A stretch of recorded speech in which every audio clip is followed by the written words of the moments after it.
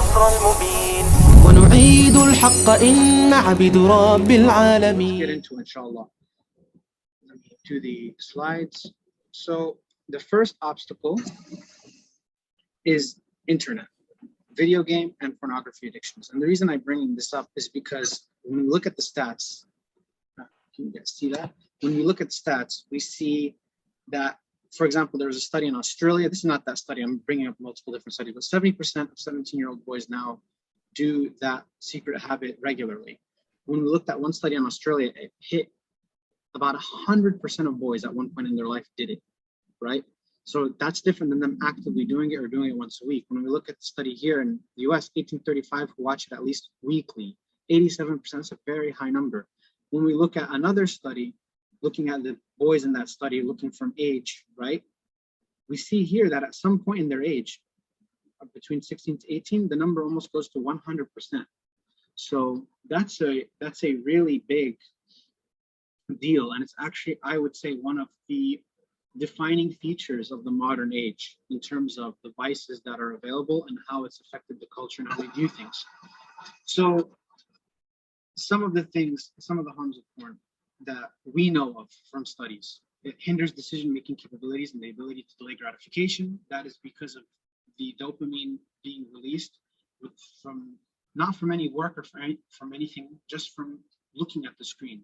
Patients seeking help for these types of behaviors often exhibit features of impulsivity, cognitive rigidity, poor judgment, and deficits in emotional regulation. And for older people, and I've worked in the psychiatric hospital in Egypt, it's definitely been a problem. I remember speaking with other doctors who would tell me that a lot of married men came up to them and still have this issue. So we have the Matrimonial Association of Lawyers questioned 350 divorce attorneys and found that from those people that they questioned, roughly 60% reported that internet porn played a significant role in the divorces. This is one very famous study, which is the last slide. A longitudinal study found that the likelihood of divorce doubles when either partner, man or woman, starts to view pornography. So we definitely see that there is some link with the rise in lack of motivation, apathy, which is basically not caring about anything, loss of self-esteem, as well as the relationship issues. And I can go more. This is outside of the scope of the study or the scope of the presentation, but there's a lot of reports of women being harmed in their relationships as well due to unrealistic or expectations of sexual needs from their boyfriends, and also as well as just a very skewed view of what sex or sexual relationships are. So this can carry on even to a marriage if we're thinking about Muslim people as well. So leads to the inability to function. I'm going to show you an image of a brain scan right now. So this is for healthy volunteers on the top. On the bottom, the way that the part of the brain is lighting up is exactly the same as an alcoholic looking at a bottle of alcohol, right? So why am I bringing up this addiction and not others? Again, because the studies are showing that more than 70% minimum are doing this regularly. One slide that I showed you is 86%, and at some point in their life, it's almost like at some point in the age group, when the studies look at certain points in the age group, that number reaches almost 100%. So what is pornography most similar to? What is internet addiction most similar to? It's most similar to gambling. I want you to imagine the slot machine. So someone's sitting at a slot machine. They press the button and they're trying to get all three fruits in a row or all three numbers in a row to get the money. And they keep playing for hours and hours and hours. This most mimics the infinite scroll ability that you have on TikTok, on Facebook, and on other social media. If anyone is familiar with that. By the way, I can't see the chat. So if anyone has a question, please just, Hamid, you can read it out to me if there's a question, okay? Yeah, no problem. No problem. Slide. So yeah, just read out any questions to me as they come along in the chat. So anyways, problem gamblers would rather play for hours and break even than simply play one game and leave with a profit. So I remember watching this one documentary where the guy was saying, if I go in with $100 and I play and I win and I get $120, I'm not leaving. I'd rather play for a couple of hours and leave with $80. And that way I got a couple hours of play. So for him, it wasn't about the profit so much as it is about playing the game, right? They want to experience that time. And similarly, when we look at pornography use, the problem isn't that people just go straight to a video that they like and then they're done and they go back to their lives. Most people will search or edge for a very long time before they finally finish what they want to finish and leave. So the dopamine rush continues to build and build. When they looked at studies of gambling people's brains, there was something called near misses. So the near misses means I'm almost about to win. So that high of almost winning was what made them want to play. So it wasn't just the victory itself, it was almost being victorious, and the near misses and experiencing the loss and the defeat, that's what kept them in. For pornography, it's the same thing, as well as the novelty, keeping the person addicted. So very similar to someone pressing the slot machine, trying to get the numbers all to align correctly before they leave or before they're done gambling. They're going to keep doing that until they've finally exhausted all of the dopamine that they have at the time. They get bored and they leave. Video games. So now we have studies pointing to the fact that video games and pornography are linked. People that are addicted to pornography are more likely to play video games. People that play video games are addicted to video games are more likely to be addicted to pornography. It acts as the same instant reward center of the brain. Visual, auditory stimulation is what is really fired up in there. You have some people who are reporting in terms of forums or in terms of online discussions that they were not able to quit pornography until they quit playing video games. Video games add a different aspect too, in that some games are social. So for example, Call of Duty, when you're playing with your friends, it's adding that constant simulation, anything can happen, and you're getting that instant feedback, as well as the near misses. So you might win a game, you might lose a game, you might win a opponent, so all of that is instant gratification. You're playing the game, you're getting instant gratification. So eventually that's going to lead to that visual cue and that pleasure center in the brain wanting more. And the closest thing to that is, again, internet addictions are all related. So the closest thing to that where the greatest dopamine release would be the sexual dopamine release of pornography. And under is video games, and underneath it is just internet addiction in general. So we see the infinite scroll feed loop on your right side of the screen, inshallah. Internet addiction in general functions like pornography and gambling addiction, but to a lesser degree. People will scroll their lives away, looking for the next novel poster video. So how many of you, when you're just bored, will automatically open up your phone to scroll through it? That is because there is some type of addictive quality to the phone. I remember when I was doing my master's degree in psychology, one of our professors told us that they actually hired psychologists to make these buttons and these notifications and these websites to be designed to be as addictive as possible so that you don't leave the website. Because again, these companies, they're looking after their bottom line. They want as much money as possible. So, end result, people become used to low effort, instant dopamine reward activities, proclivity to consumption instead of production, lack of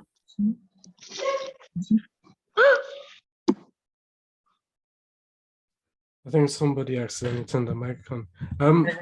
Ahmed, maybe try like move the microphone a bit further away. All right, how about this? Yeah, that should be fine. I think there's a lot of like thudding sounds when moving it around. Okay, how about this? Yeah, okay, that's fine. That's fine, sure. Is it really that bad? There was just a lot of like thuddings around, like thudding sounds. So there's lack of motivation, lack of energy, loss of self-esteem, low feelings of self-worth. And again, we go to very twisted and unrealistic views of romance and relationships. And this has been causing a lot of harm. Again, this is outside of the scope of what I'm going to get into about transitioning from boys to men. But in terms of relationships and how drastically this has affected relationships, this is another presentation, another topic in and of itself. It's extremely harmful to how boys and women view each other. And again, that requires its own topic. So now let's go to the second obstacle, parenting. And does anyone have any questions on the first obstacle, by the way, and why it's such a hindrance? Cycle. I have a question. Yes. You know, for something like pornography or drugs or alcohol or any of those addictions, like you could tell us a person who's a Muslim at least that it's haram, and generally speaking, that iman aspect is usually a very good barrier to sort of like impede them or to stop them from indulging in those things. When it comes to video games, like I actually was addicted for some time when I was a kid. But then the thing that kept me going and that I never sort of like, I never had a strong enough reason to stop because it was very enjoyable and I never saw it as haram. I never saw it as like a problem. So what would you say to someone who uses the argument? That it's not haram or that it is haram? That it's not haram because it's games, right? Yeah, same thing with chess. I mean, a long time ago, the Muslims had this thing with chess where the Ahnaf, for example, said it was haram. The Shafi'i said it was okay as long as it doesn't get in the way of their prayers. And for those that don't know, chess can be extremely addictive. I mean, I remember one of my cousins who really liked playing chess told me that when he'd go to sleep at night, he'd see the board in the ceiling, like superimposed on the ceiling. He'd see the black and white squares and so forth. So I mean, chess is nowhere near as addictive as what we have now, but it was still very close. It was a very extremely addictive game. So some scholars ruled it as haram, and some scholars, the best that they did was say, look, you can play it as long as it doesn't get in the way of your life. So that moderation being key. I mean, I'm not a scholar, and I'm not here to say that video games are haram, but there's a link between video games and all other type of internet addictions. So it would go down to what you're playing, of course, whether it has antisocial elements in the game or pornographic elements in the game, which a lot of video games do, and as well as how much someone is playing as well. Sure, exactly. So second obstacle is parenting and teaching methods. This is going to be a little bit more of my own opinion, as I will bring up some studies in there as well. But something that I've noticed in psychology, something that I've noticed in the Arab community and in the Pakistani community, because I have a lot of Desi friends, something that I've noticed in general, just in the Muslim world in general, for some reason, we have this thing of arrested development where it makes no sense because our parents were the ones that immigrated and left their families completely. Yet for some reason, they want to keep us at home at all means and by all costs, and to prevent us leaving by any means necessary, even if they themselves don't realize that that's what they're doing. What's happening is we have a lot of boys leaving home later and being coddled for a lot longer and not being taught any really important life skills. I'll get to the life skills in a second. So, for example, college is extremely easy and it continues adolescence. So we have high school, which is easy, and then we have college, which is also easy and a continuation of high school, preventing people from reaching financial independence. Now, there's nothing wrong with college because some majors that people choose lead to financial independence. But what we see in college and college culture and how parents support us going to college is that a lot of the times it's just an excuse for kids to party more, just an excuse for kids to be immature for a longer period of time. Why do I say this? Is because trade schools and outside of college options are stigmatized and looked down upon, even though many of them lead to financial independence. They're heavily stigmatized and frowned upon. So let's take a look. So my main issue with parenting is most parents are overly focused on academic achievement to the exclusion of all else.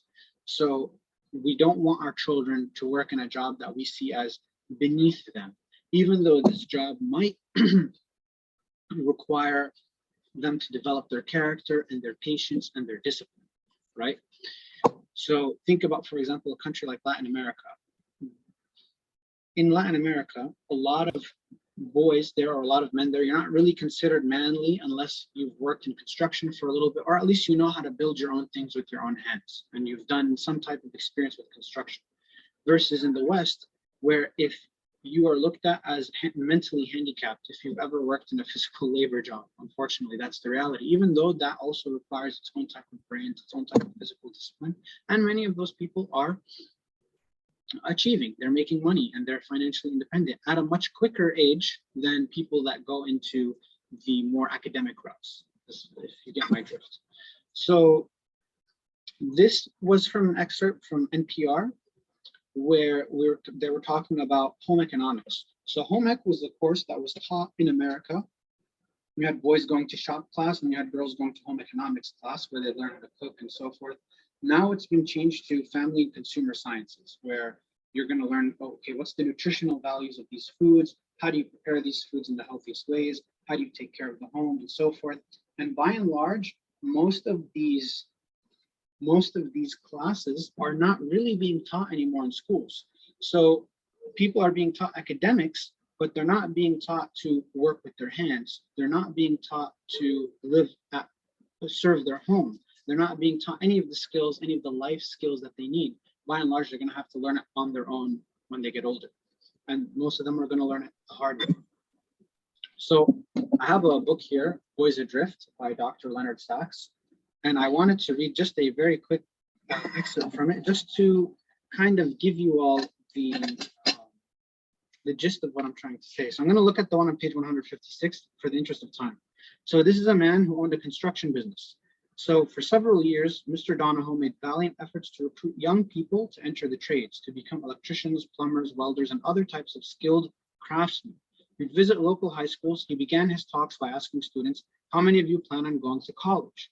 Almost all of the students would raise their hands. Then he would ask, how many of you can tell me why you're going to college? What do you want to do that requires a college education? Usually only about 5 or 6 students, mostly girls, would raise their hands to answer the question.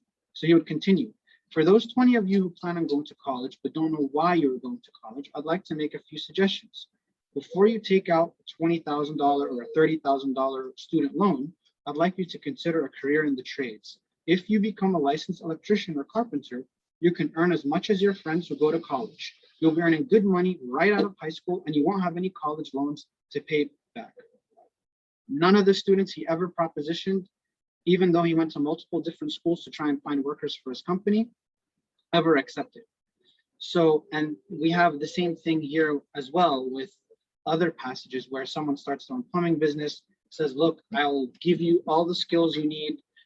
You can get your license, you can get your apprentice license in plumbing, you can become a master plumber, so forth, and you'll be making $150,000 easy, and so forth. So we have these options that are available, but we also have schools and parents and society in general looking down upon it, such that men are not given that option, right?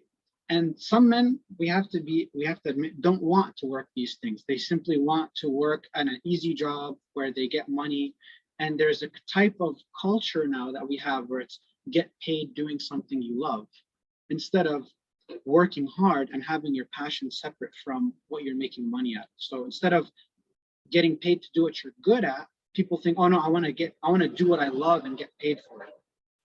And of course, that translates to never getting a job in the real world, because every job is going to have its paperwork issues, its boring parts. So that lack of discipline, partially built up through internet addiction, scrolling, and pornography, translates into the work environment where no one really wants to work a job that requires effort or going through the boring parts of the job. And society reinforces that by saying, we don't want you to work in anything other than these limited roles.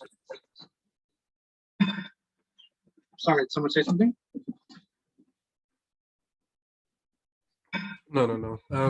I got a question though. Like, obviously, I think you're talking, about college degrees that don't really have much, sort of career prospects in the future. What about college degrees that do have career prospects? And I know, like, let's say, for example, in the UK, there are graduate jobs and they just require you to have a degree, but they don't really care in what area you have a degree in. I think people could argue that, a graduate job will have a much higher cap in terms of wages compared to, like you would say, the trade jobs. We're reaching a point in the economy where that's not enough anymore, where just getting the degree doesn't guarantee that you'll get the job.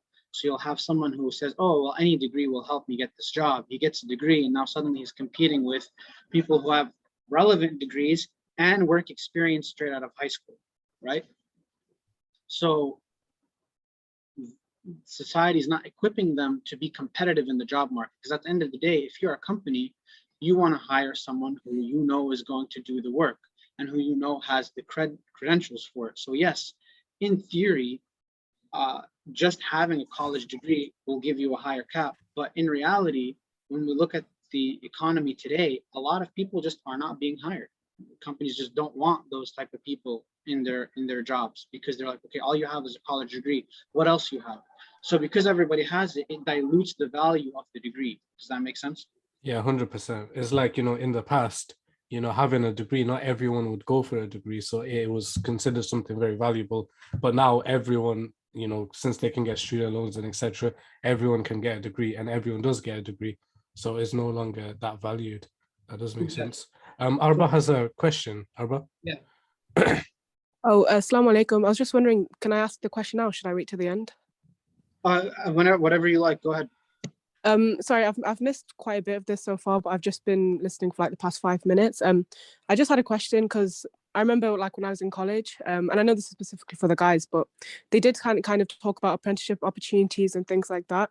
I think a lot of people, my understanding anyway, was that a lot of them decided to go to university instead of maybe training with like a business or something, was because, I mean, if you look at the payment, even online, if you look at like apprenticeship payments like per hour, I feel like it's just not enough. But then if you compare that to like student finance, which, you can get your own accommodation, you can do this, do that, with your money. I was just wondering if you could maybe comment on that. So yeah. Sure. So when it comes to outside of college options, so for example, let's just think about someone starting a business. They're not going to be really making any money until 2-3 years, and that's if their business is successful.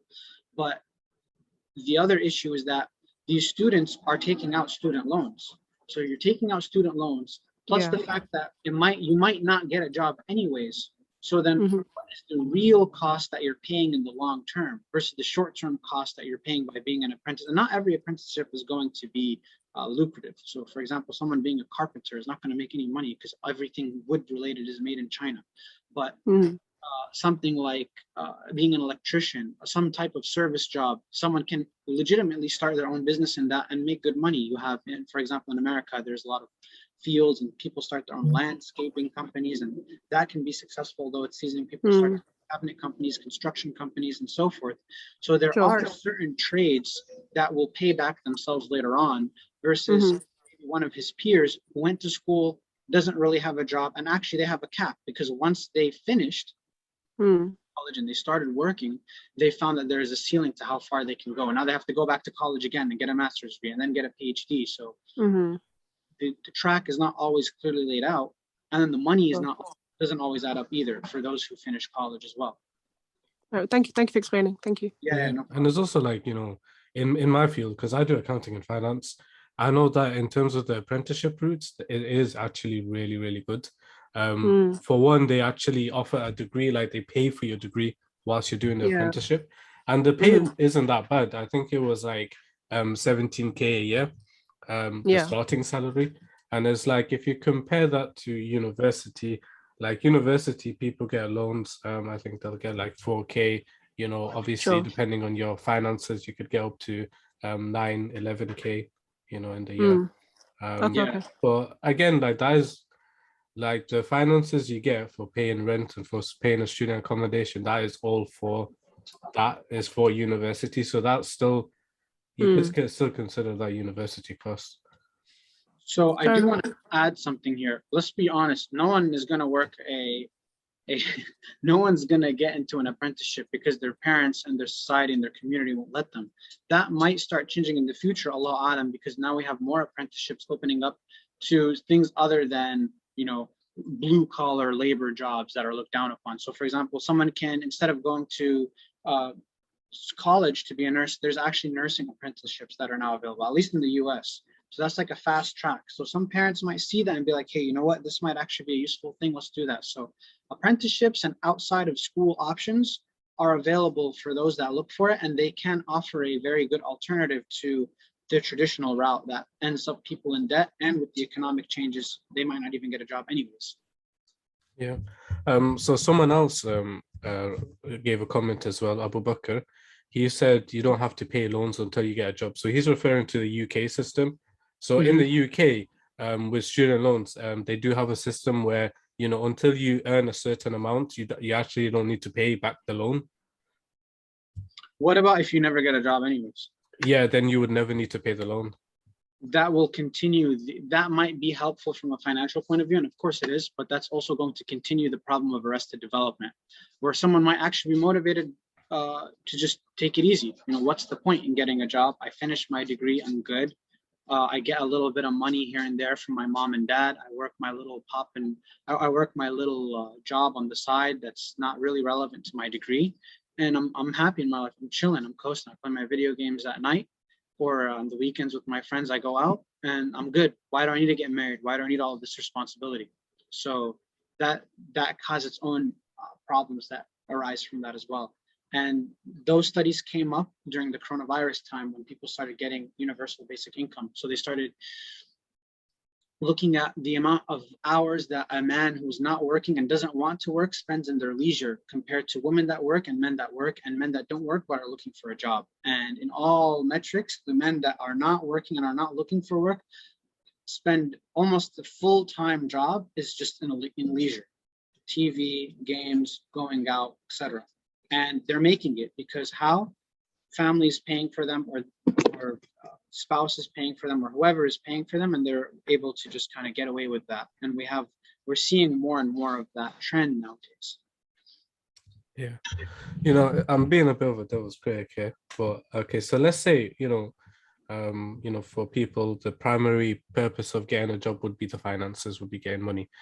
But then if they are able to make money otherwise, like universal credit and etc., which can maintain their lifestyle, what if they could then argue, okay, I could have this universal credit or etc., government money, and then because of that I can spend more time in the community, and I can spend more time with doing charity and stuff like that, like charity organization, volunteering, and etc.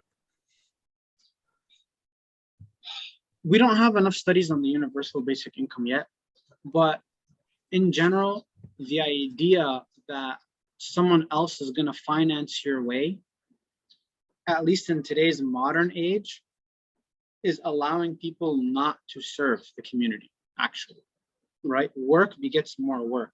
I mean, you have some students of knowledge that get sponsored and to continue their studies, but it's on the basis that they continue their studies and they continue memorizing and they continue finishing their books so that they actually have a student of knowledge.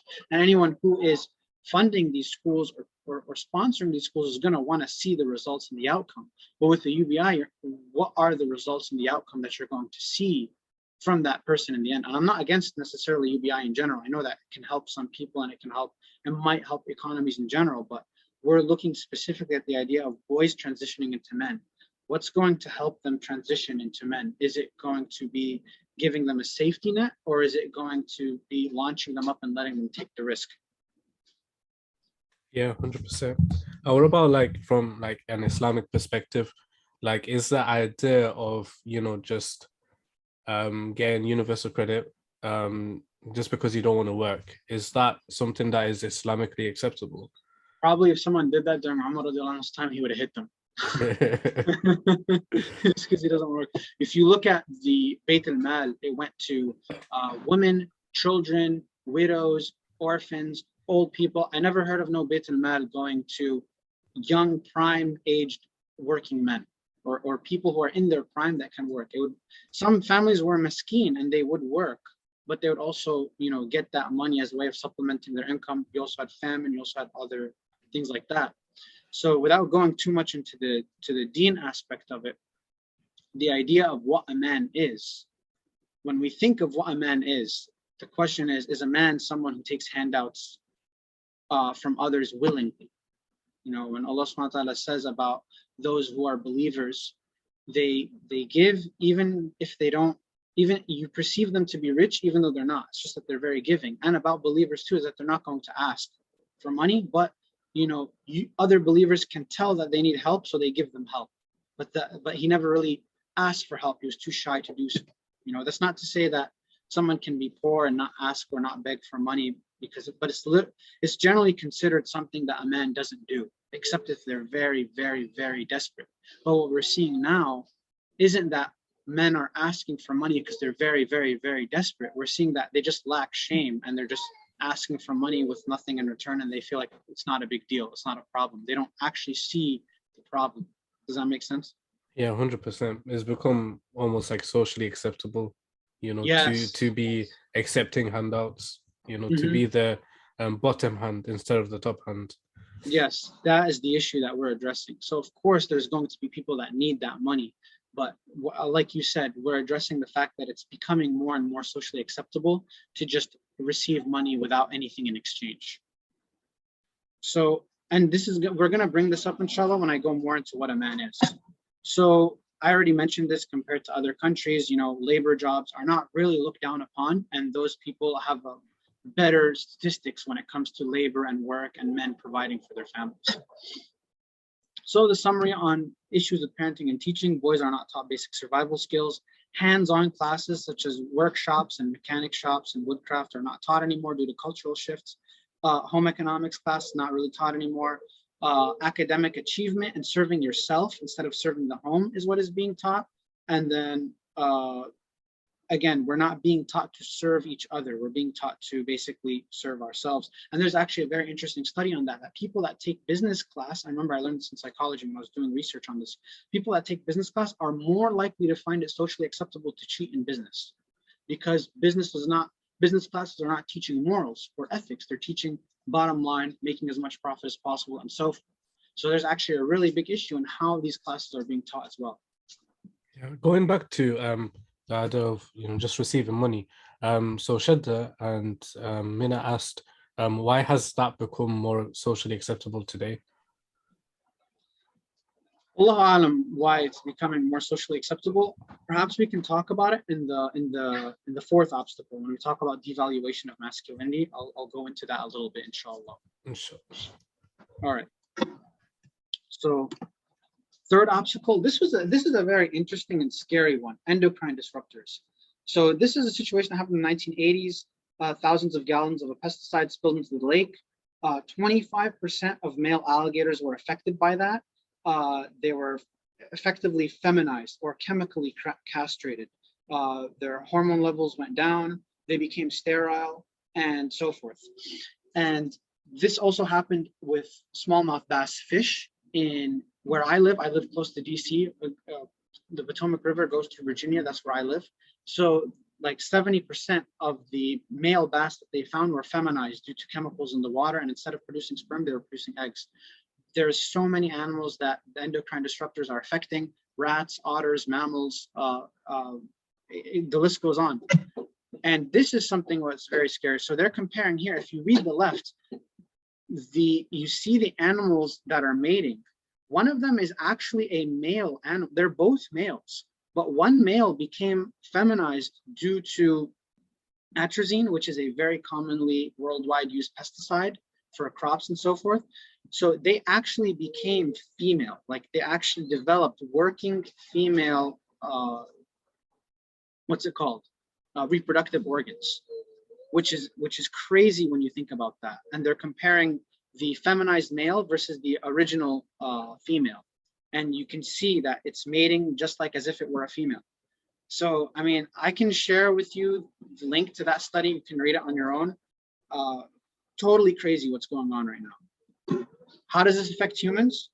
Male sperm counts have decreased 50% since the 1930s. Many normal healthy men are producing abnormal sperm: 2 tails, no tails, lack of motility, deformed heads. Testicular cancer rates have tripled in Great Britain and the United States for the past 30 years. We have chemical exposure linked to obesity, and this also affects women because these endocrine disruptors mimic female estrogen. It mimics the estrogen hormone chemically. So this actually leads to early puberty in women and early breast development in women as well. Whereas the reverse for males is that they basically almost become, their virility goes down by a lot, and it affects other animals too. And in the case of frogs and reptiles and so forth, can completely reverse, can completely feminize them. In some cases, the feminization is 100% complete, which is something that blows my mind when I think it's very scary. And you can see here the different animals that get affected: increased death, alters the children as well, premature delivery, abnormal development of infants for human beings, and so forth. So, subhanAllah, a lot of things that we need to protect ourselves from, which is why we need to be careful about what we eat and what we wear and what we put our food in as well. The plastics, the food industry, organic. I mean, obviously, being vegan, I'm not saying to do it for spiritual reasons, but there is a lot of arguments that vegans have that you wouldn't have even known about. For example, in Germany, vegans found out that apple juice had a little bit of gelatin in it to give it some type of thickness or consistency, and they never put that in the actual ingredients. So they protested against that, and Germany had to make a change to that. And Muslims who are more concerned about gelatin pork would have never known that, or never did know that. So the work that some of them are doing, I would actually follow what some of them are doing, because what they're eating and what they're putting in their bodies is going to make them healthier in the long run than those who are less strict about meat byproducts such as milk and so forth, because of the estrogen that they're giving to cows so that they can produce more milk, and what they're doing to animals in general is going to affect you. And it's inescapable. It's actually in the air too. So male rats who have never been exposed to any type of endocrine disrupting foods are still more obese, and we're talking about lab rats, are still more obese than rats 30 or 40 years ago. They're just fatter. And the scientists didn't do anything, didn't mess with the rats in any way, didn't experiment them on any way. They're simply just fatter. And that's because of the endocrine disruptors and the chemicals in the air that we breathe as well. So Allah musta'an, that's something that we ask Allah to protect us from. Is there any questions? I see a lot of. So should I ask, could this affect a person's perception of sexual orientation? Yes, there is some type of studies matching gender fluidity with the endocrine disruptors as well. Because if someone has a lot of estrogen in their system and they're a male, it's going to affect the way that they think and the way that they act. Not to the point of an animal, of course. I mean, even women that have high testosterone, still, they're still women, and they still have, like, you can't, it doesn't work for humans the same way that it works for the frogs, for example. You can't just give a man a bunch of estrogen and he's going to become a female. It's just not going to work like that. But it is going to affect their mentality and so forth. They might start prematurely growing breast tissue, female breast tissue. This is a condition called gynecomastia, where men produce basically female breast tissue, and it looks like a female breast. And they might start getting more emotional, crying more. So a man goes watches a movie, probably not going to cry, but if he's eating a lot of estrogen infused compounds and chemicals in his food and so forth, he'll start crying more often, being more emotional and so forth. That is scary. That is scary. Yeah, Zakaria has his hand up. Zakaria? Yes, assalamu alaikum wa barakatuh. Really huge pleasure to have you here. Thank you. From the beginning of the session, mashallah, I'm actually really enjoying everything that's been said, learning a ton, and subhanallah, it's amazing. I just wanted to ask a question on the whole estrogen part.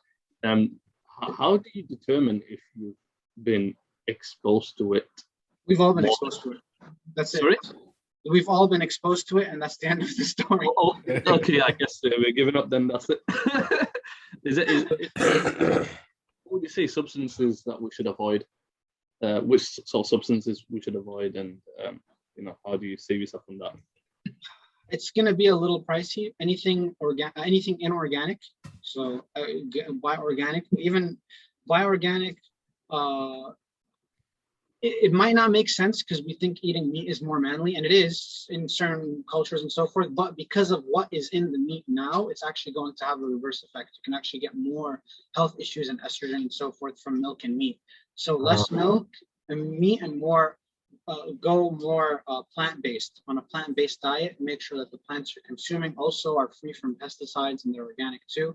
That's going to be a really good. And then if you are getting meat, make sure that it's the cleanest meat you can possibly get.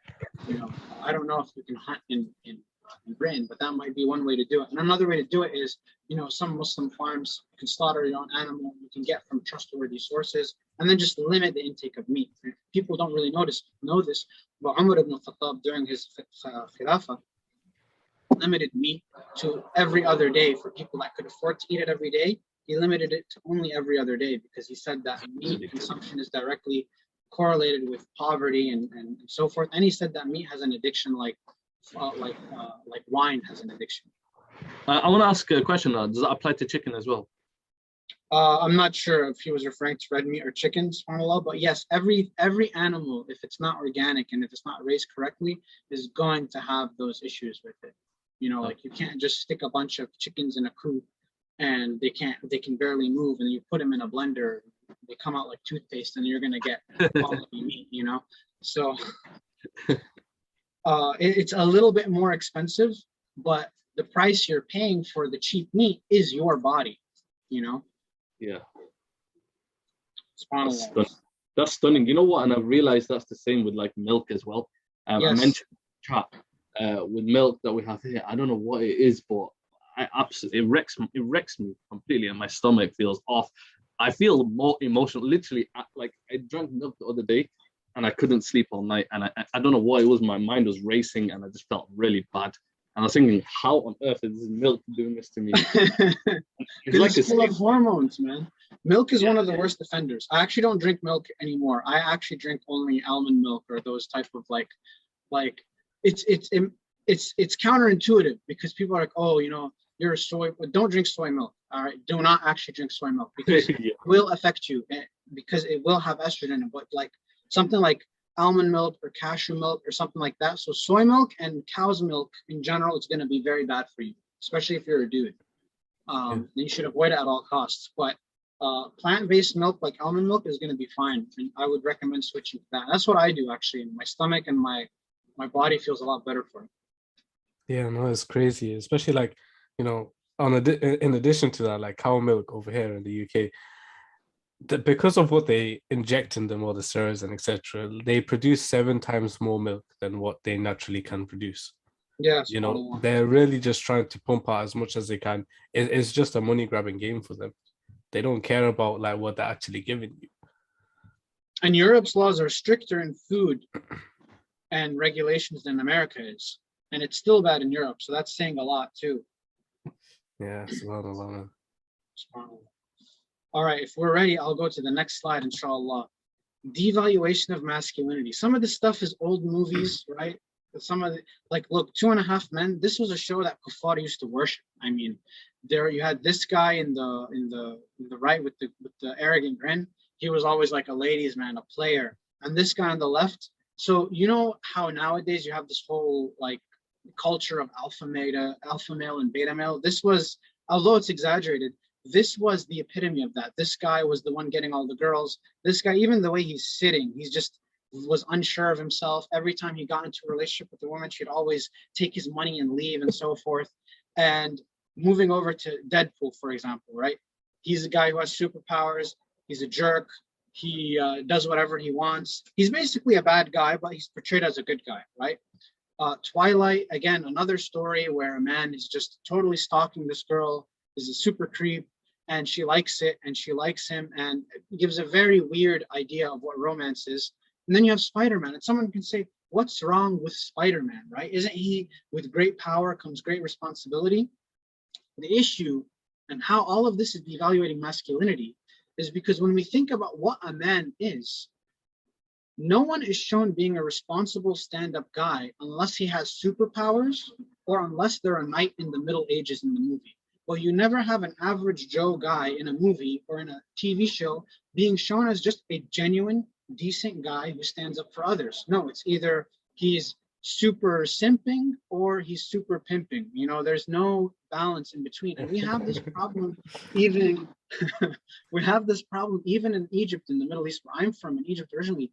They will never show a religious person who is a strong character. The religious guy is either this weak sheikh who can do nothing but make dua, and that's it. That's all he's good for, just making dua and saying, oh, may Allah help you, and that's it. Or he's someone who uses his religion to steal from others and trick others, saying, oh, I'm a sheikh, donate here, and he'll be a very sneaky, selfish thief type of character. The hero is always going to be this gangster type of dude, and that's really how it always is in Egypt. We're starting to see a little bit of a change now, and I'm not saying that Ertugrul doesn't have its problems, but Turkish TV dramas are starting to show Muslims that are strong Muslims, but also practicing Muslims. But for the longest time, we haven't been seeing that. When we look at these characters in these common movies and common shows, there's a lack of balance, and there's a lack of a real man who's a real man without having any superpowers. Spider-Man gets his powers very passively. He doesn't work for it. He just gets bit by a spider. The Twilight dude He's a vampire just because he's a vampire. Deadpool, he gets his powers, but he's also a jerk. So he's not actually a role model in anything. And then you have 2.5 Men, which are two normal people with no powers or anything. But again, there's no normal person to look up to now. And this has been noted time and again by different people that study culture, the transition from the dad being looked at as a hero to the dad being looked at as, you know, he's just an average guy, to the dad being looked at as like Homer Simpson, basically a fool and a buffoon. You know, like this type of transition has been happening now. A man, commonly defined, is strength in service of others. When we think about the idea of a man like kicking a dog or kicking his cat or like beating his wife, what's commonly told to him is, oh, you're not a real man, because he got the strength part, but he forgot the in service of others part. Are there societies where men have just not done anything and were lazy? We don't really have any successful societies. And when I mean successful societies, I mean their culture has endured and their culture has lasted the test of time. We don't have any of these type of societies where a lazy man or a weak man is praised or celebrated. It just doesn't exist. The idea of a man is someone who is strong and uses that strength in service to other people is what seems to be a common factor in many different cultures. Even if the guy was a bad guy who killed other people and raped peasants and so forth, he used his strength in service of his lord, right? Or in service of his master. So for example, the Japanese samurai were very brutal, but their strength was in service to something or someone, right? Either the emperor or the lord or so forth. Same thing with the knights. We have in Muslim society as well. It's a little bit different for Muslims. And we see that a man isn't really a man until he passes some type of tests that prove that he can serve others in an adequate capacity, right? So someone who's working a lot and he's selfish, we don't really consider them a man. He's incomplete. So just think about the person who, let's just think about England, modern day society. It's considered very normal for someone to sleep around and party and so forth. But if someone does that his entire life, eventually, even the kuffar realize this to a certain degree. They'll look at that person like, yo, what's wrong with you? When are you actually going to start being a responsible adult, start contributing to society? You're not a kid anymore. So whereas for Muslims, someone sleeping around is going to be, well, they're not going to be like whipped anymore or whatever, but they're going to get a serious talking down to by their community from the very first moment he makes that mistake. And they're going to say, you need to contribute, you need to be a man. In kuffar society, they'll let that person go and he can do a lot more, but eventually it'll come to that same 0 point where they're like, yo, that's enough of that. You got to start being a man and contributing. So the idea of a man as someone who contributes, right, to the society and so forth. And this goes back to what we were talking about. Why are men more, I forget who asked it, but someone said, why are men more likely to accept these handouts and these UBIs and these and just not work? Why is that a big deal? Is because the idea of masculinity has been trampled upon. We have the feminist movement and we have men themselves, and not just the feminist movement. We can't blame everything on ideological movements. The men themselves are not being trained and taught how to be men. And in some cases, their masculinity is actively trampled upon, right? So in the end, they act like boys, right? They're not being taught how to treat the other gender. And this is a problem that can directly be translated to feminism, because the woman is not looked at as she used to be looked at. Guys don't look at her as someone that I have to open a door for. They look at her as she's just another dude. And they'll treat her as if she's just another dude. They'll do the same inappropriate jokes. They'll talk the same way around her. And we have this shift in culture where there's a lack of responsibility and a lack of accountability, right? And this idea of, well, what's the big deal? You know, everyone does it, right? The shows, the movies are not depicting a man unless it's in a very unrealistic depiction where he somehow has superpowers. That's the only way you can be a man. Is like to save the world and save the day. We don't really have any regular average Joes being shown as strong stand-up characters. And this has been a shift that we have seen in culture today. Does anyone disagree with me, by the way, on this one? I actually would love to hear if there's any shows where a man is depicted as a man and he's without any superpowers in the modern age. lot of questions. All right, so should I continue? Can everyone hear me, by the way? Yeah, absolutely. All right, cool, cool. Do you know who Bob the Builder is? Huh? Bob the Builder? Yeah, The little kids show? yeah. No, He's man. somewhat of a good example. My Oh, sister. my God. So we see the end result is the failure to launch. 2014, 25% of men, this is in the US, I'm sorry, I don't have the British statistics. This is in the US, 25% of men, 25 to 54, not working and not looking for work. Because it's 25 to 54, we can assume that some of this is for health reasons. Some of these guys might be early retired or so forth. But the fact that the 25 age group is included, and we see that it's just kept rising and rising and rising. The prime age of not in the labor force, that's what the NILF stands for, not in the labor force. Men have been rising roughly 10,000 each month from 1965 to 2019. Imad, you're accidentally unmuted. Yeah, I muted him. Good. So that is the end result. Now let's look at a solution. The Islamic man is more than just strength and service to others, it's strength and service to Allah. I wanted to end with some solutions because I don't just want to give you all this negative, pessimistic outlook on the future of man in society without looking at this. Surah Al-Ma'idah, Musa alayhi salam tells his people, go and fight the people living in Palestine, and when you fight them, you will be successful. And they said, no, they're too strong, we don't want to fight them. And then Allah subhanahu wa ta'ala said in the Quran that two men, said rijal, two men from among the people who fear Allah's favor upon them, said, go in and fight them and you will be successful. And when Allah talks about them, they said, he talks about them as as people. He doesn't refer to them as men. But for the people who stood up and said, let's go fight for the sake of Allah and we'll be victorious and don't be afraid, Allah referred to them as men and honored them in that way.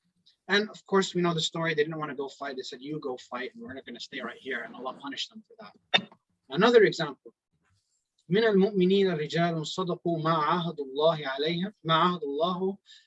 عليه فمنهم من قضى نحبه ومنهم من ينتظر وما بدلوا تبديلا. Among the believers are men true to what they promised Allah. So we have the idea of a man standing up for what's right, not being afraid to fight for Allah. A man being true to what he promises and fulfills his vows, and not altering the terms of their commitment, which was a reference to the hypocrites who altered the term of their commitment. This is in Surah Al-Ahzab, when the Battle of the Trench, when all of the kuffar were against the Muslims, and the Muslims stood firm in their belief, and Allah subhanahu wa ta'ala honored them with this verse.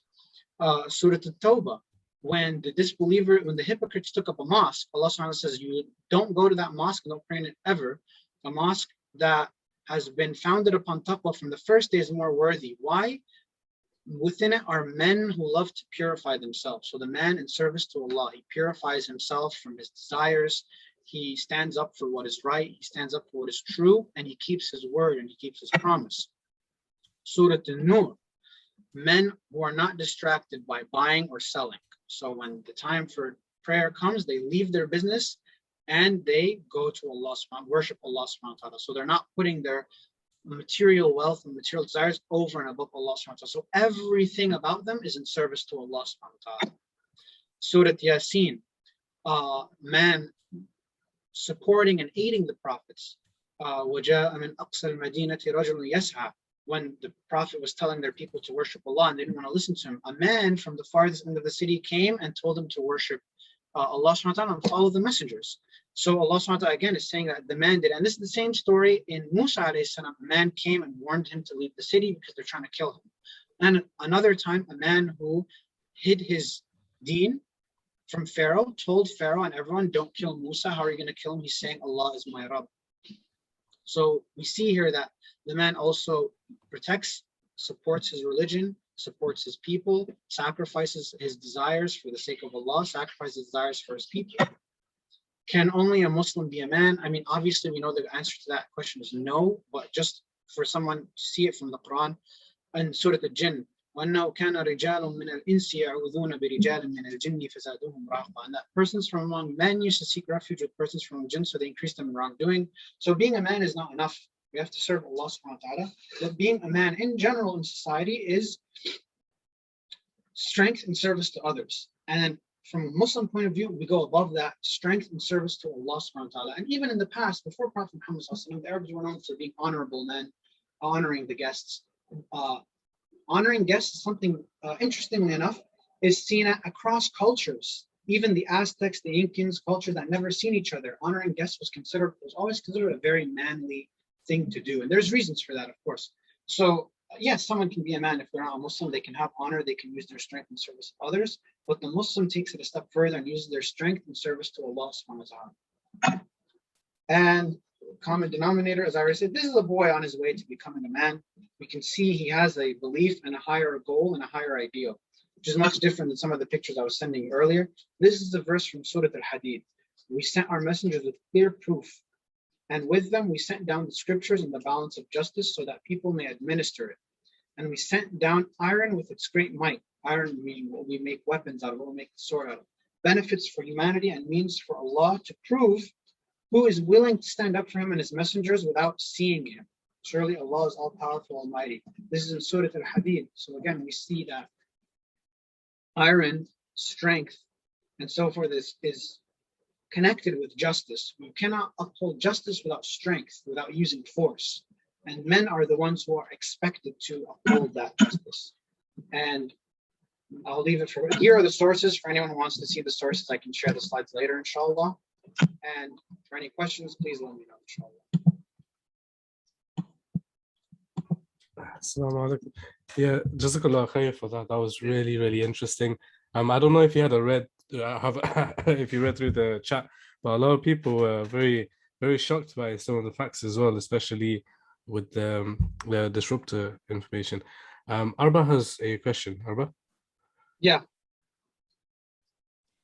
Oh, assalamu alaikum. Alaikum salam. So like I said before, I missed the beginning, so I don't know if you have addressed this already. I was just wondering, what would you say about initiation into like manhood? So when I look back into, well, I mean, some studies that I've done or whatever, research that I've done, I think in a lot of societies, like if you look at the Jewish tradition, there is an understanding of like a boy becomes a man. If you look at a lot of, different indigenous cultures, there is a sort of initiation, whether it's a tattoo or certain sacred rituals or rites of passage. I think for women, obviously, I think on the sort of onset of menstruation, that is a very kind of obvious kind of understanding, okay, a woman is getting older. So I was just wondering, from an Islamic perspective, what would you kind of write down as sort of, I don't know, initiation sort of phase that might benefit men? And another question onto that as well, if you don't mind answering as well. I think adolescence is a very like recent concept. Like historically, it was always like, you have a child, and then even as that child is growing up, there is an understanding, okay, well, you need to, at the end of the day, you are going to be a member of this community, whether it's herding animals or whatever it is. I was just wondering, what do you feel about something like the period of adolescence? Do you think that is actually a positive thing, that it's okay? Well, I don't know. I just wonder what your thoughts are about adolescence, and then also initiation, if that's okay. So we Muslims, we're not like a tribe where we have this super cool initiation ritual that some of these other tribes do, where they like hunt a lion by themselves. But the initiation ritual was always symbolic for strength and service to others. You will now serve, right? Even peaceful societies had some type of initiation ritual. You mentioned the Jews. So the initiation ritual or being a man really just means culturally defined competence will determine your reproductive success. So a lot of the times you can't marry until you finish your initiation ritual or do it successfully. So you can't marry until you finish your initiation ritual. Once you're done your initiation ritual, now you're considered a man. Now the tribe will allow you to marry. Now what the culture define as competence depends on culture to culture, right? What does the society need? Do we need a lot of hunter-gatherers? Do we need a lot of farmers? Do we need a lot of, if it's a Jewish society, it's memorizing a lot of scripture, going through your bar mitzvah, knowing the Torah, and it's completely intellectual. It's not like they have to hunt a deer or something. So So here, from what I see, it's a huge stress on just simply financial independence, right? Being financially independent and being able to provide for your family or whatever, right? And unfortunately, what's happening is that youth are becoming disillusioned from that, and they're saying, well, what's the point? Why should I have to have a Yeah. family, and why should I have to? So they're questioning the system in and of itself. And really, this is kind of, in a way, the West paying for its own sins for removing God out of the equation. You know, they kind of did this to themselves. They removed their own moral framework. So of course the youth are going to ask, well, what's the point? And they're not going to want to involve themselves in these rituals, which is a detriment to society as a whole. As for Islam, I can't say for sure what would be the thing that makes a Muslim man a man. Scholars have mentioned that even a boy, if he is not of age, but he is intellectually aware and he is knowledge, meaning that he understands the world around him, he can sacrifice an animal, and his sacrifice will be acceptable, right? He doesn't have to pass puberty. So Oh wow. passing puberty is a part of being a man, but that's just the physical part. The thing would be most likely, and Allah Alam, most likely it's going to have something to do with jihad or serving the community in some way, like either in a scholarly capacity or in some type of professional capacity. The Muslim Ummah are not really going to look at people that are not contributing and say, okay, yeah, that's great, you're good, you know, as long as you're praying 5 times a day. So that wasn't a thing. As for adolescence, the reason adolescence is necessary in our day and age is because an adolescent and modern society requires more training to become an expert in something. So doctor's training takes 12 years now. Engineering takes 6 years plus job. So the adolescence period was necessary to give them an extra time to complete their training, which has become hyper-focused in modern society. Okay. All right, thank you for answering. Thank you. No problem. Does anyone else have any questions? Yes, no, yes, no, yes, no. Quranic Arabic said he has something to add. Go on, my dude. Assalamu alaikum. It's me. I'm just using a different account because my battery died. Oh, say the word. So I just want to mention, so this problem, even though it might seem like it's something of the 21st century, I think if you study like civilizational rise and decline, like whenever civilization declines, it will show symptoms which we have today. So before, like the Mongols destroyed Baghdad, like where the Muslim civilization was, like you'd have like stories of like, you know, women taking men's roles, and you'll have it'll be a loss of masculinity is typically one of the defining features of like a civilization which is basically on the decline. Also, I just wanted to Jazakallah khair, yani, this has been such an amazing like session, and I only realized probably realized you were Egyptian when I heard you speak Arabic, but when you were speaking English, I couldn't tell at all. Like regarding raising your children, would you say that people, like a family, like a couple, who their aim, their practice of Islam is such that, you know, they've reached a level of selflessness and they exist to serve Allah and the cause of Allah. So naturally, whatever they do in life, it's towards developing themselves and those around them. Naturally, they will take the responsibility and they will raise their children in such a way whereby naturally they're not there to take, they're there to give to people and to give. So therefore, their children, you could say, naturally will develop to be the most responsible or the leaders of the community. Whereby the phenomena that you have of Muslims today, which is they come to the West or they come wherever, and their children turn out to be very bad, is because they came with the mindset that, you know what, we're here to take everything, and now we've got it, we're just trying to maintain it. So there's no development and no nurturing. It kind of adds to that level of how you embody Islam and how much of Islam you're expanding or you're actually declining overall. What do you have to sort of mention? I'm sure you'd like maybe thought of this point, or you'd have more experience than myself.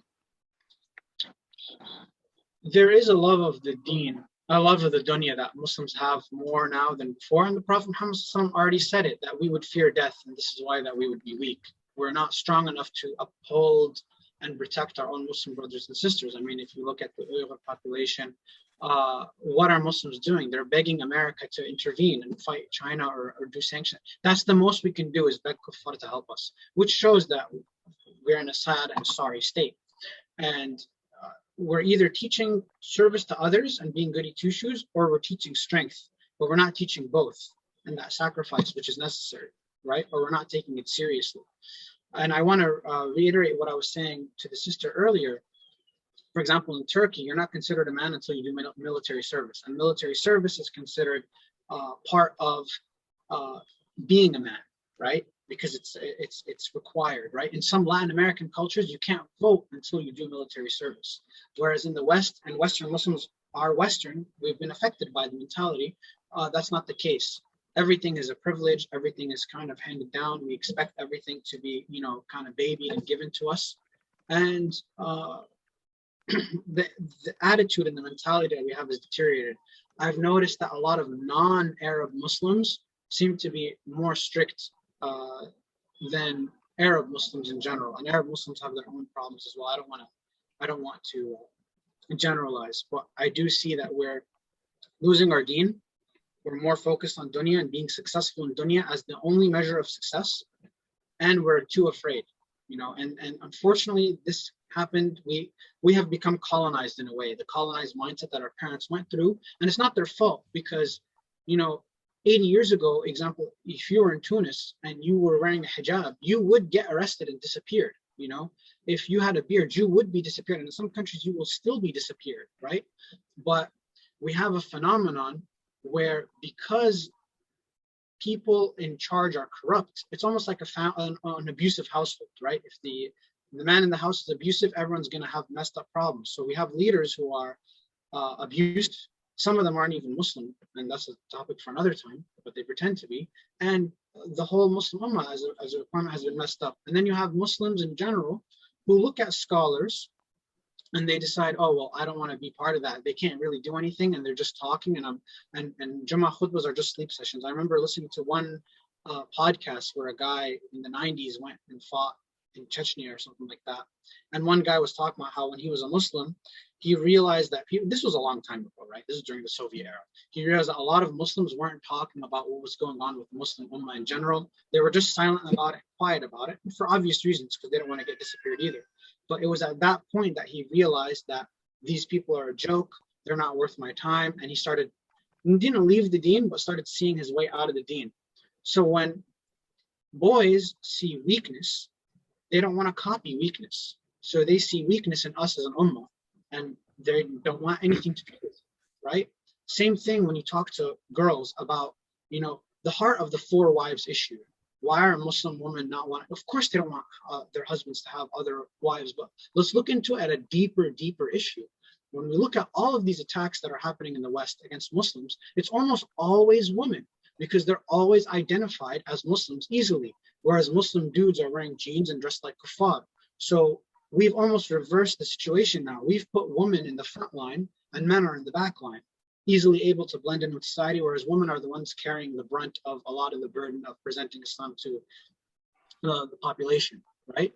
So after all of that sacrifice that they do, then we want to tack on another sacrifice. And the Muslim woman looks at the guy like, well, you're not doing jihad, so why should I have to accept, having a 4th wife or a co-wife or whatever? And that's, oh, thank you very much. And just as I was talking about my wife, she gives me something to drink. Alhamdulillah. I haven't had breakfast yet. But that respect that a man will get will only come by being strong. So when a boy sees that the Muslim Ummah is conquered everywhere, he's going to look at the men. He's going to be like, well, why should I follow you? You guys are weak. You're not real men. You're not strong. And the same thing with the Muslim woman. She's going to be like, well, why should I have to follow the deen the way you guys are presenting it? You guys can't do anything to protect the Muslim society. So we see that this is 2 parts. One is an anger towards the Muslim society for failing their duties. And the other one is just being disillusioned with where we are now is causing a lot of these issues. I'm 100% sure that if we had a strong Muslim society that was able to stand up for itself, you'd have people that would be more practicing in those areas. And we'll see what happens in the future, inshallah. It remains to be seen. Inshallah. Yeah, and I think that's probably why kids don't really like Muslim kids, you notice that they'll practice Islam. I've noticed in the UK, they'll practice Islam because their parents tell them to do so. But then as soon as they enter college, university, when they have to move out from university, that's when they really kind of abandon their faith.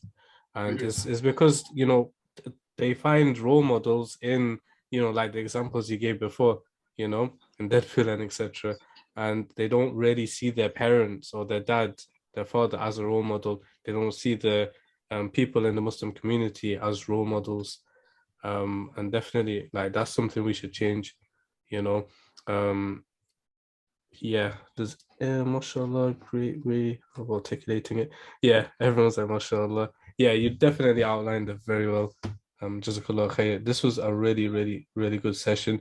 I think a lot of people benefited from it, including myself. I hope that we can have you come back again very soon, inshallah. Zakaria, you have your hand up? Yes. So Samruddhi had a question. Let me just find it. Sorry, my chat just got pushed all the way down. Oh, apologies, somebody. I must have missed it. Samruddhi, did you want to copy and paste the question again? That's possible. My chat is just really like, I've got like a small view. Yeah, exactly. You want to read out? She wrote it right at the bottom. Okay, is that I'm from India here, men are, is that the one, Samruddhi?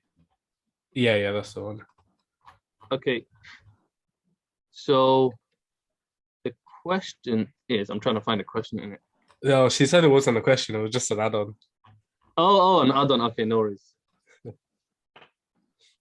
Yes, I read the whole thing. It's basically saying that in India, men are assets. When they have a boy, they throw a huge party, and then makes them they're pampered and makes them capable to face the real world. Absolutely, 100%. This is the truth. I mean, this is one of the reasons that boys, they can't function, because they don't have any life skills. They're not being taught any life skills. So instead of looking at cooking, for example, as a survival skill that you need to learn, they're looking at, oh no, that's the woman's job. You don't have to ever learn it.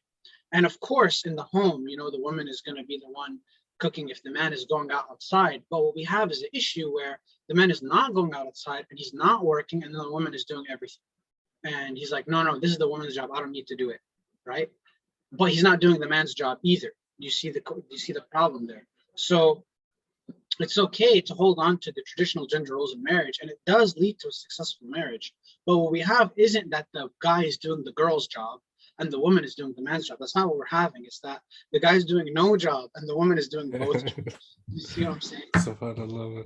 Yeah, I've noticed that even like in our like Bengali communities as well, and I'm sure like in a lot of Asian communities, it's like the guys are very pampered. Their daughters, they teach the daughters to do housework, but the guys, nah, it doesn't happen. They don't know how to wash the dishes or anything, and I think that does contribute to it a lot.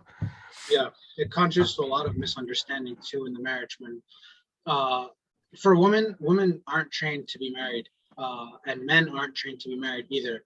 Being a housewife is a full-time job. It's very difficult, especially when we talk about pregnancy and the amount of hormones that get released during pregnancy, and how women actually release melatonin when they're breastfeeding, so they actually get tired, and a bunch of other things, how long the recovery time takes, as well as what BS we're fed through the medical industry on births and so forth. Just going to a hospital to give birth increases your risk of a C-section by 50%. Just being in a hospital. That means that there's an agenda, right? If I'm completely healthy, if a woman's completely healthy and just going there gives her an increased risk of a C-section, that means that there's an agenda there. But boys aren't learning it because they feel like they don't have to, and girls don't know it because they just don't know to know it, right? They're not being taught that by their families, right? What's going on. So we're going with unrealistic expectations in the marriage, where a girl is thinking, okay, this is all I have to do, and this is all he has to do, and that's it. We're being taught that we want to serve ourselves, and instead of being taught to serve others, and that an act of service is an act of love. So you'll have someone saying, hey honey, can you make me some coffee? She's like, why should I make you some coffee? You can make your own coffee. Again, that's being trained that an act of service is not an act of love, which is going to lead to deterioration in the marriage. Or a guy thinking like, well, I don't want to do this job because this job is hard, instead of thinking, you know what, I got to do whatever I need to do to put food on the table for my family. I need to help out my family in any ways, shape, or form. They're not put in that desperate position, or when they are put in that desperate position, they don't rise to the occasion. They simply fold. And they're like, well, I'm out. I'm going back to my mom's house. That is so true. So yeah, I guess we will wrap the session up here. Yes, it's been a great pleasure. And for everyone, I couldn't read the chat. It was while I was talking, but Jazakallah khair everyone for the comments. I appreciate everyone coming in. Yeah, everyone really enjoyed the session, mashallah, and I'm sure everyone found it really beneficial. Again, I really hope that we can see you again soon. But yeah, with that said, I hope everyone enjoyed the session today, found it beneficial, learned something. And yeah, assalamu alaikum wa rahmatullahi wa barakatuh. Wa alaikum assalam wa rahmatullahi wa barakatuh, everyone. Have a great day, everyone.